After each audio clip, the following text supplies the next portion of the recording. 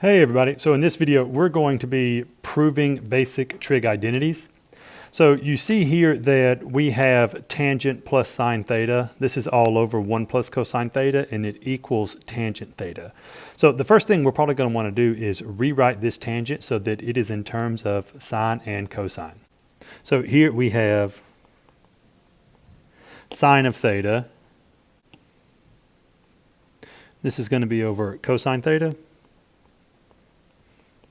plus sine of theta, and that sine of theta will technically be over 1.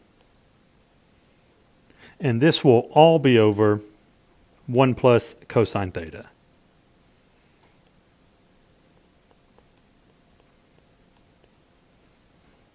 Now, in the numerator, what we need to do is, in order to add these fractions, we have to know that we have to have common denominators.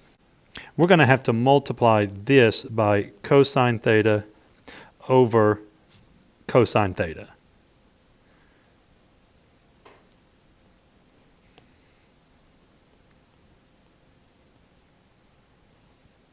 So what we'll have now is sine theta plus the product here, sine theta times cosine theta. So that's going to be sine theta, cosine theta. This will all be over cosine theta.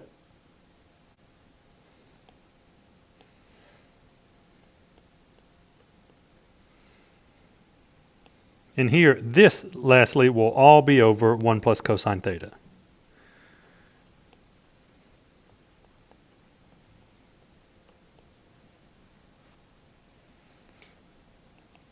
Now, what I'll do is I'll look at my numerator here, and I'll try to say, is there any way that this could simplify?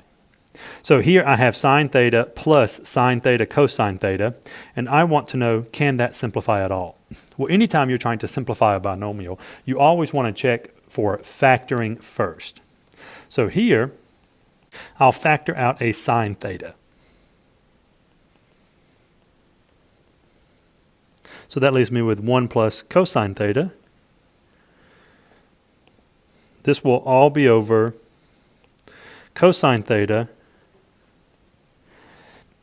And now, when you divide by 1 plus cosine theta, that's the same thing as multiplying by 1 over cosine plus theta.